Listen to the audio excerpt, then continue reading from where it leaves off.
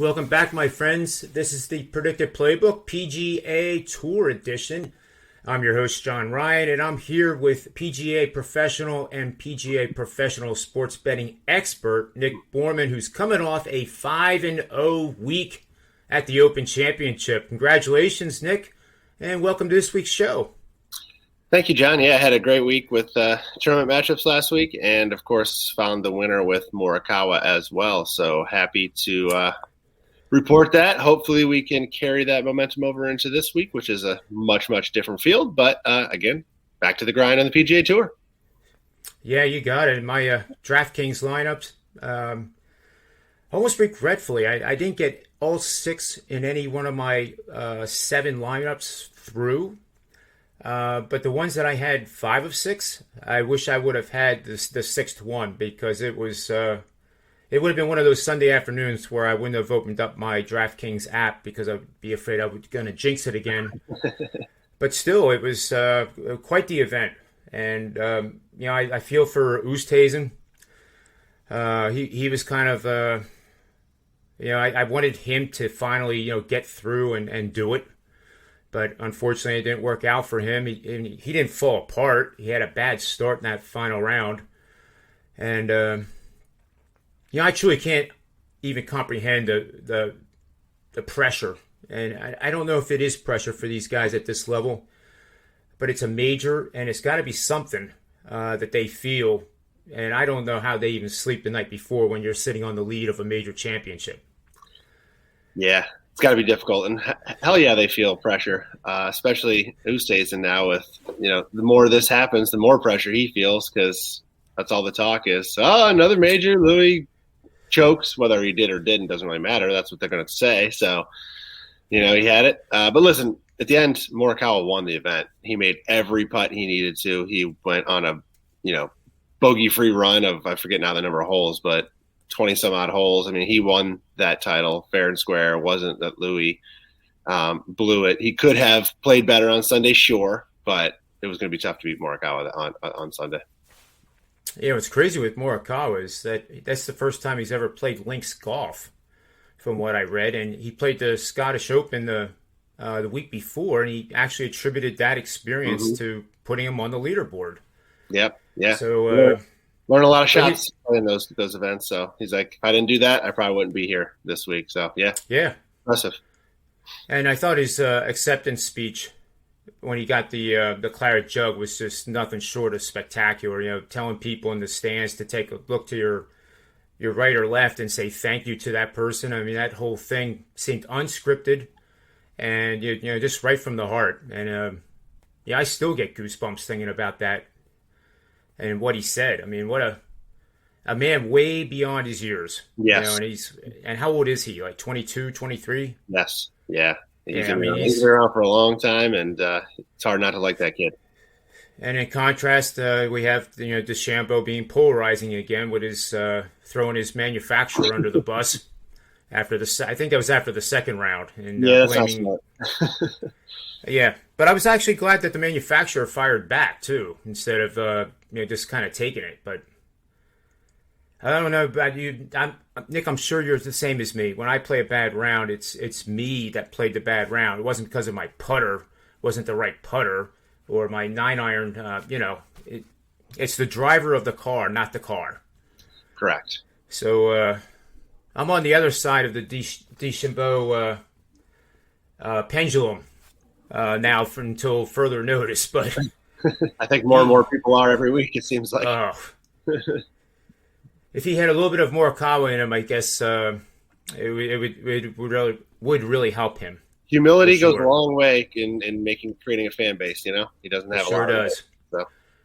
So this week we're in Minnesota, in Blaine, Minnesota, for the 3N Open, and I'll just turn it right over to you to see who you like. I know you have a lot of guys that are in that mid-range, so this should help. Not only with top 20 bets, but the DraftKings lineups, where it becomes very difficult to get those 7,000 to 8,000 range identified correctly. So, stage is yours.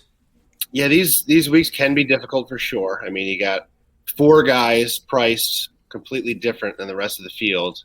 under 20-1, and then it quickly falls to pretty much everybody else there's a couple guys in the 30 range, but quickly everybody's in the 50 to 60-1 range, and there's a lot of them in that pool. So it's nice in the fact that you can definitely get a longer shot winner here. It's probably more likely that's going to happen than one of the top 4 guys is going to win, but it's harder because the pool's a lot smaller as far as talent separation. So you got a lot of guys in the same pool. It's hard to throw a dart and pick that right guy. So I'll start with. I'm not playing any of the top 4 guys personally, but I at least wanted to address them and let the listeners hear if I was going to who I might be looking at this week. And of those 4 up at the top, I would go with Patrick Reed. He's at 20-1 right now. Of the favorites, I like him honestly mostly because he's coming off the miscut last week at the Open. So he's able to get back here ahead of time as far as travel goes, and also. It's a great angle on the PGA Tour taking some of these big name players off a miscut because they don't stay down too long, and a lot of guys win right after a miscut or at least perform very, very well. He's a short game wizard, Reed is. His putting is fantastic. His tee to green game isn't the best. It's solid, obviously, but he gives himself chances on the greens every week. So as long as he's tee to green consistent, he will probably have a chance come Sunday. Over the last 3 months and over the last 6 months, he ranks 4th in this field in total strokes gained, and he's gaining strokes in every category, which is off the tee, approach, around the green, and putting. And he has 13 top 25 finishes and 20 starts, 6 top 10s, and of course he won at Torrey Pines at the Farmers earlier this year. He ranks 26th in birdie average, which is important because the guy that's going to win here probably going to be around that 20 under par mark. You're going to have to make a lot of birdies.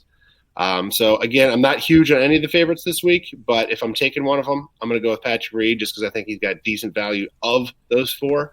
But I'm not, Dustin Johnson, 7 or 8-1, whatever you can get him at. He's again not a bettable player for me, just like Rahm wasn't last week.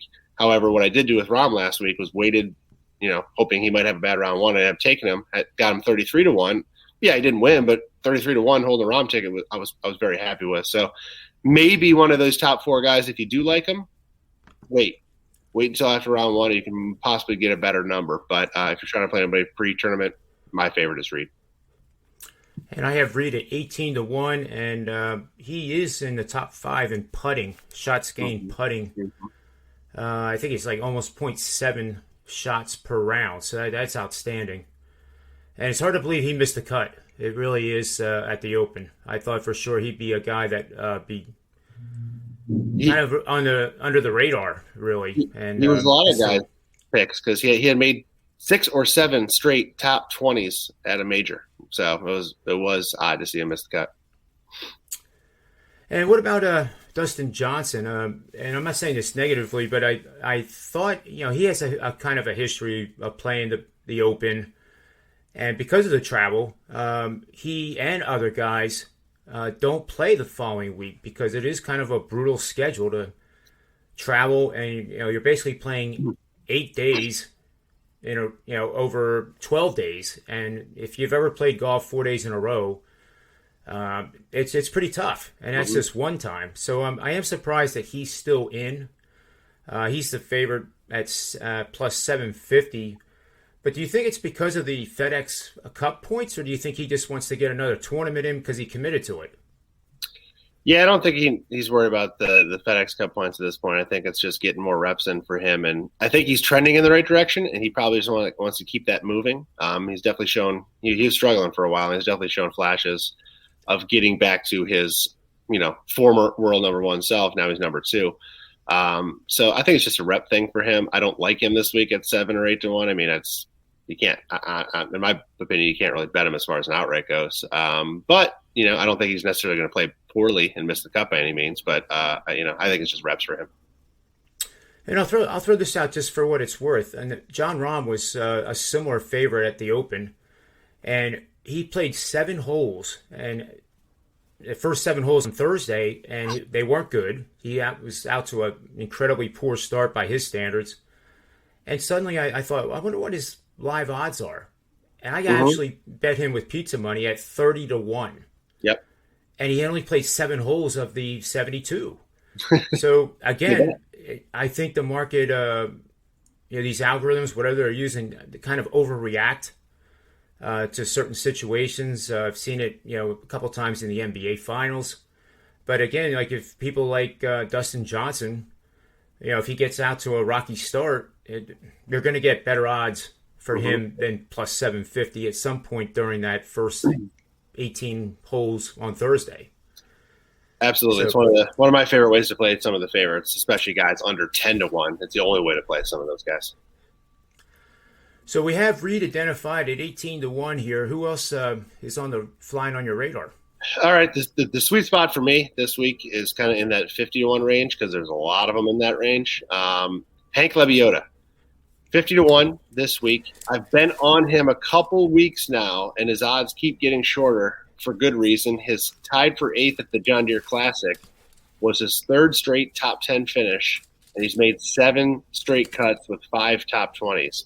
He ranks number 2 in this field in strokes gained per round over the last 3 months, averaging plus 1.6 per round. He's behind in this field. The only guy he's trailing is Sweet Louie, but he's ahead of Reed. He's ahead of DJ. Who Louis, I'm not big on this week. Just I'm surprised to see him playing as we talked about with kind of Dustin. Right. But Lebioda, 50-1. A lot of numbers are pointing him in there. He's very, very hot right now. His confidence is high. He also ranks 18 on tour in greens and regulation and 24th in strokes gained putting. So I think he's going to have a lot of birdie putts, a lot of birdie chances. And like I said before, you're going to need a lot of those. So 50-1, Hank Lebioda trending in the right direction. Yeah, and I'm willing to guess that you also like Doug Gim this week too, in that same price tag for probably the same reasons. Yes, yeah, and then again, when you're trying to find, again, I mentioned how hard it was to select a few guys out of a pool that seems very deep as far as everybody kind of priced in that same area. That's kind of what I'm looking for, is who's showing signs, who's in the right form right now. I don't care so much about past history at a course like this. I care more about who's coming in hot and who's got the best chance to win because of how they're playing. So Gim fits that bill as well. And this will be a golf course where birdies will have to be made. I think I estimated with my models the final score, it's probably going to be around that minus 17 or minus 18. And wondering if you agree with that as well. For sure. I think it was 19 last year or the last time it was played. So, yeah, it's going to be right up there again for sure. And anybody else you want to throw out there? Sure. I mentioned Jonathan Vegas. I took him a couple weeks ago. He finished second at the Palmetto. In these type of fields, he does very well. In this field, we already mentioned birdie averages being very important. Driving distance here seems to be one that's going to matter. Like this this sets up as a course where you can hit it far, not worry about there's not a lot of trouble off the tee. You can miss fairways and still have short clubs in. So he ranks 4th on tour this year in strokes gained off the tee as he has a 310-yard driving average, which is 12th best on tour. He's coming in off another solid finish at the John Deere Classic, tied for 11th, another weak field event. Some other weak field events includes, I mentioned, the tie for second at the Palmetto. He's got a tie for 9th at Byron Nelson. He's got a second at Puerto Rico. He's on a run of 7 straight cuts made. He ranks 7th in this field in shots gained tee to green the last 3 months, averaging plus 1.25 per round. His weakness, though, has been putting because he's losing strokes putting right now. So if he can just get an average putter going this week, tee to green, I think he's going to have plenty of chances. And he's priced right now at FanDuel at 75-1. Wow, 75-1. I want to definitely write that guy down. Now, that would be a sleeper for sure. Are you going to play Vegas and these guys just top 20, top 10, or across the board to win top 10, top 20?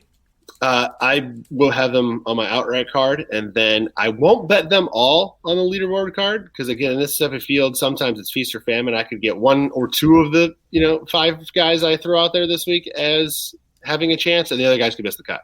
And then if I bet every single one of them as a leaderboard bet, now it's going to be hard to cover my losses. So usually what I'll do in this type of a field, if it's a deeper field, I might do more of that. But if on this shallower field, I'll call it, I'll probably only choose 2 of those guys to back up. But maybe at a slightly more than I would otherwise. That way, if just one of them comes through, I'm kind of covered for the rest of the outright plays. But I've learned my lesson. If I try to do it with everybody in these type of fields, I end up missing more than I do hit. But of course, in golf, in the outright market, you only need one to come through. But in the leaderboard market, when you start to get down to like 3-1, you actually need to get a couple of them to come through. So, and it's harder to do so, harder than you think. Oh, absolutely. It's hard enough just getting 6 guys through the DraftKings the cut. Yep, absolutely. And that's really the goal. You're Yep. not trying to identify the winner necessarily on those lineups. At least I don't. But maybe that's why I haven't won the $1 million either. But that's just getting lucky. But you're right. You just got to get through the weekend. Yeah. I look at it as my Powerball ticket. The Powerball odds are, you have like a 7 times more likelihood of being struck by lightning than winning the Powerball. And I look at these DraftKings as exactly that, except the odds are much, much better. And you can win a little bit. You don't have to actually have the winning numbers. You can win a little bit and steadily make money over time. But it is stacked. The payouts are, well, similar to the PGA Tour, actually. 2.2 million went to Morikawa. Then Jordan Spieth had 1.2 million, which is about 50% drop. And it's more in DraftKings. You get I think it was a little bit over $1 million the winner got. Second place is $100,000. So I wouldn't feel disappointed if I came in second and I was only like less than a point away from winning the thing, like that happened this week in DraftKings. But it's got to be exciting when you get that, those last 3 holes and you're in the top 5. I mean, it's just got to be nuts. Oh yeah, for sure. Any matchups since you went 5-0 last week, and you now are a perfect 8-0 on this show. So it's not, as I've said last week, I'm not your lucky charm, and the show's not your lucky charm. It's your expertise. So really incredible run you're having right now. So if you have a matchup you want to share with us, that would be great. Sure. Yeah. Thanks, John. One matchup I'll throw out this week that I'm looking at, and there's, of all the matchups that are out there, I'll be honest, there's not a lot of them that I like. Again, it's because it's a lot of guys that are that mid-range tier. They're playing well, they're playing like crap, they're playing well, they're playing like crap. So there's a lot of what I usually look for is not available in a lot of matchups this week. So it is a little bit lighter for me, but the one I do like here is Patrick Rodgers over JT Poston. Poston last week coming off the playoff loss, and the reason I'm going to fade him this week is because obviously I think it's a big letdown spot for him, and he was on social media afterwards about no, got to hold he said the right things, keep my head high, keep grinding. I just want to keep putting myself in these positions.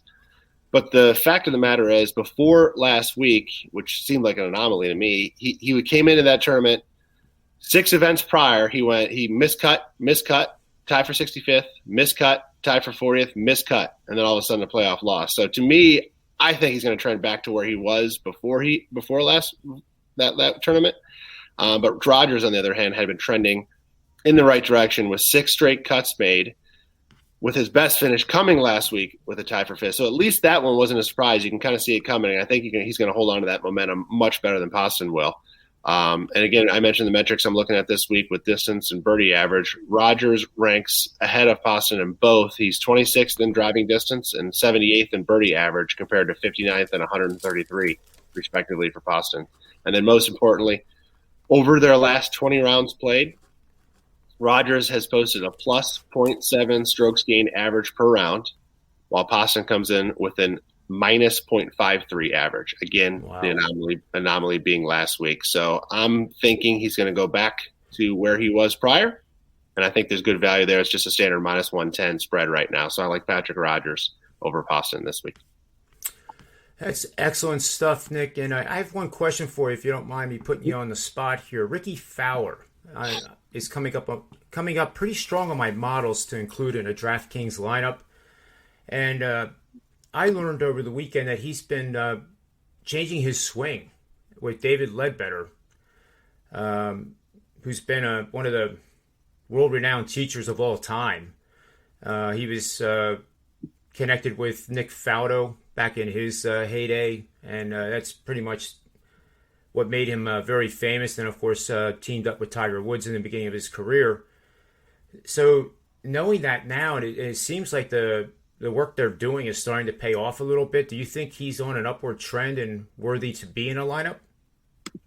He has been over the last couple starts, finally showing that sign of life. So I think he's trending in the right direction. He's priced, I think, around 45 to 50 to 1. Yep. So I don't hate him. I think there are possibly better options at longer odds, just because I don't think he's that much better than a guy like I don't know that I mentioned before, or even you get guys like Kyle Stanley, Joel Dahman in the 75 or 80 to 1 range, and I don't see him much better right now than that. However, when you get a bigger name player like Ricky Fowler who struggled and then starting to come back, I kind of I'm not going to put him on the Spieth level yet, but Spieth had went through the same thing, and then if you miss that chance where he finally, where he's all of a sudden right there. I mean, he did have a top 10 at what was the last major, the U.S. Open.